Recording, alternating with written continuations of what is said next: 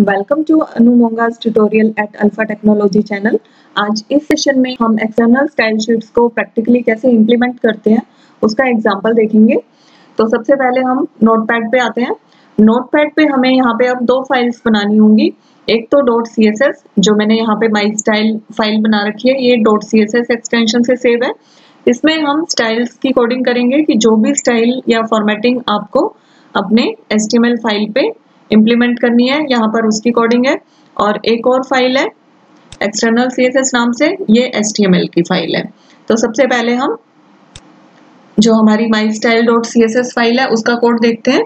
इसमें हम जैसे कि आपको मैंने अपने थ्योरेटिकल ट्यूटोरियल में इसमें बताया था कि आप जब भी स्टाइल्स को यूज करेंगे तो उसके अंदर आप या तो कोई क्लास क्रिएट करते हैं या फिर टैग के नेम के थ्रू यूज करते हैं।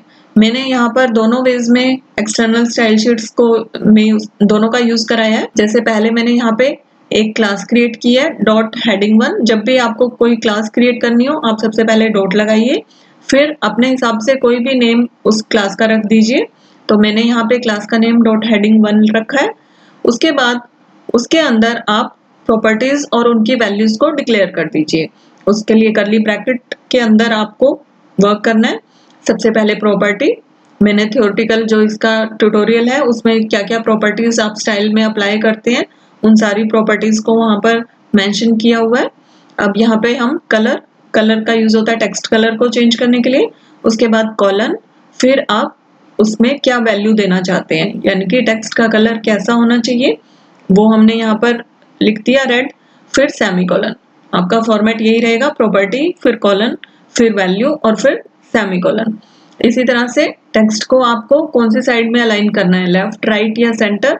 तो यहाँ पे टेक्स्ट अलाइन, फिर कॉलन, फिर सेंटर और फिर सेमीकोलन। आप यहाँ पे कोई भी वैल्यू अप्लाई कर सकते हैं। इसी तरह से आप इस पर्टिकुलर क्लास के अंदर अगर और भी कुछ अप्लाई करना चाहें, फॉन्ट चेंज करना चाहते हैं या फॉन्ट का साइज चेंज करना चाहते हैं, आप कुछ भी यहाँ पर अप्लाई कर सकते हैं। उसके बाद हमने एक और क्लास ली इसी तरह से .para1 नाम से। उसके अंदर कुछ और प्रॉपर्टीज और उनकी वैल्यूज डिफाइन कर दी, जैसे हमने फॉन्ट साइज, बैकग्राउंड कलर और कलर, ये दोनों तो क्लासेस हैं। अब यहाँ पर मैंने डॉट नहीं लगाया, सिर्फ बॉडी लिखा। तो इससे क्या होगा कि HTML के अंदर जो बॉडी सेक्शन होगा उस पर ये प्रॉपर्टीज अप्लाई हो जाएंगी। जब आप डॉट लगाएंगे तो ये एक क्लास का नेम क्रिएट करता है, उसके लिए आपको वहां पे एट्रीब्यूट क्लास के अंदर उसकी वैल्यू देनी होगी। बट अगर आप बिना डॉट के बना रहे हैं तो वो उस पर्टिकुलर टैग पे ऑटोमेटिकली इंप्लीमेंट हो जाएगा जहां पर भी ये स्टाइल शीट आप इंक्लूड कराएंगे। अब बॉडी के अंदर हमने बैकग्राउंड कलर और टेक्स्ट के कलर को चेंज कर दिया। तो ये तो था हमारा स्टाइल शीट का कोड। आप ऐसे ही और क्लासेस या और टैग्स में कुछ स्टाइल्स देना चाहते हैं तो वो भी अप्लाई कर सकते हैं। अब इसके बाद इसको हम लिंक कैसे करेंगे HTML से वो देखते हैं। इसके लिए आप HTML के हेड टैग के अंदर एक लिंक टैग को यूज करेंगे और इसमें कुछ एट्रीब्यूट सेट करेंगे। सबसे पहला है रिलेशन REL, उसमें आप लिखेंगे स्टाइल शीट।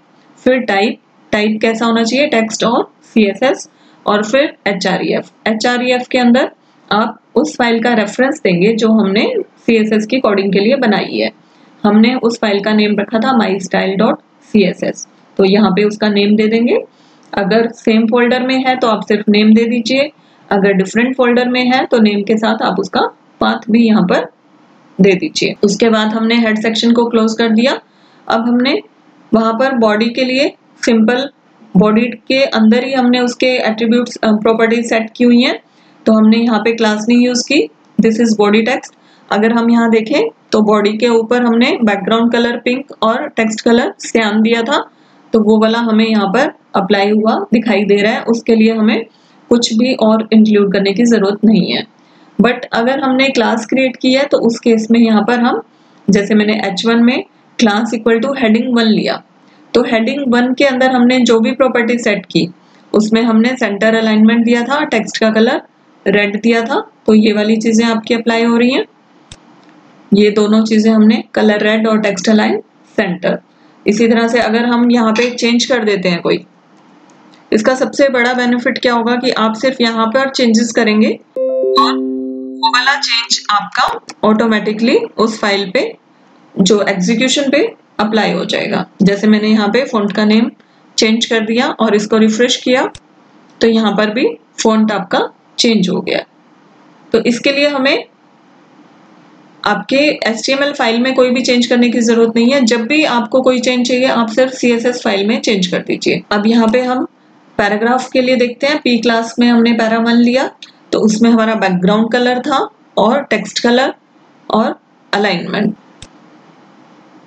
पैरा में font size, background colour and colour, तो ये वाली चीजें हमारी पैराग्राफ पे अप्लाइड है। तो इस तरह से आप एक्सटर्नल स्टाइल शीट्स में दोनों फाइल्स को लिंक कर देंगे। अब एक्सटर्नल स्टाइल शीट को यूज करने का सबसे बड़ा बेनिफिट क्या है कि आप एक ही CSS फाइल को जितने भी HTML फाइल से लिंक करना चाहें कर सकते हैं।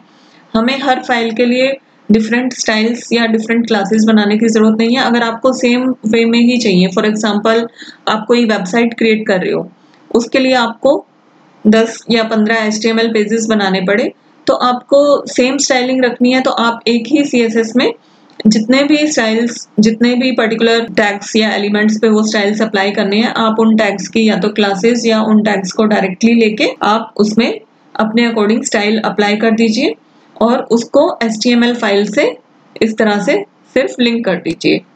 लिंक इस तरह से, और जहां पर भी क्लास की जरूरत हो आप इस तरह से। आपको पूरी कोडिंग हर जगह करने की जरूरत नहीं होती। तो ये हमारा रिपीटेटिव कोड के कंसेप्ट को रिड्यूस कर देता है, आपको हर जगह वो नहीं करना पड़ता। जबकि जब आप इंटरनल CSS यूज करते हो तो वो सिर्फ एक ही पेज के लिए वर्क करती है। आपको अगर डिफरेंट पेज पे है तो दोबारा से वो स्टाइल कोड में देना पड़ता है। तो आई होप आपको इंटरनल और एक्सटर्नल का डिफरेंस और एक्सटर्नल को कैसे अप्लाई करना है वो चीजें अच्छे से क्लियर हो गई होंगी। अब नेक्स्ट वीडियो में मैं आपको इनलाइन स्टाइल शीट के बारे में भी बताऊंगी कि इनलाइन स्टाइल्स आप कैसे अप्लाई कर सकते हो।